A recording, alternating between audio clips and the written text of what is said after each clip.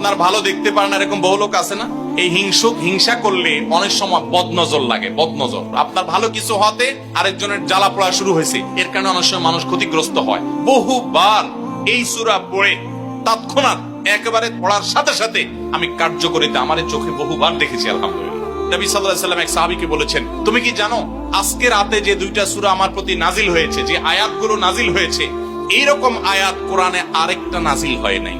আমার বাসা বাচ্চার কোনো অসুবিধা হলে মাঝে মধ্যে আমার মিসেস বলতেন যে একটু দোয়া পড়ে খু দাও তো। আমি আমার মিসেসকে সাথে সাথে বলি, কেন, তুমি দিলে কি সমস্যা?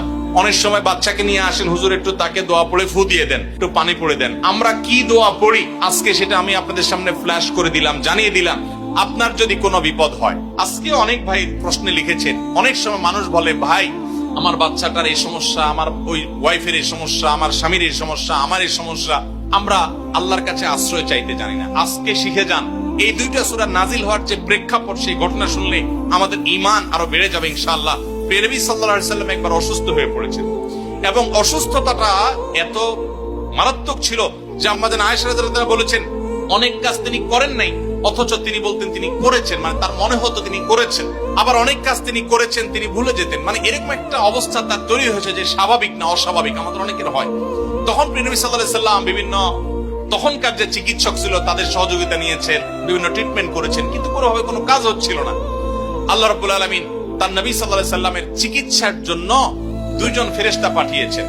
তাদের একজন ফেরেশতা নবী সাল্লাল্লাহু আলাইহি ওয়াসাল্লাম স্বপ্নে দেখছেন যে একজন ফেরেশতা তার মাথার কাছে এসে দাঁড়িয়েছে নবী সাল্লাল্লাহু আলাইহি ওয়াসাল্লামের, আরেকজন ফেরেশতা নবী করিম সাল্লাল্লাহু আলাইহি ওয়াসাল্লামের পায়ের কাছে এসে দাঁড়িয়েছে।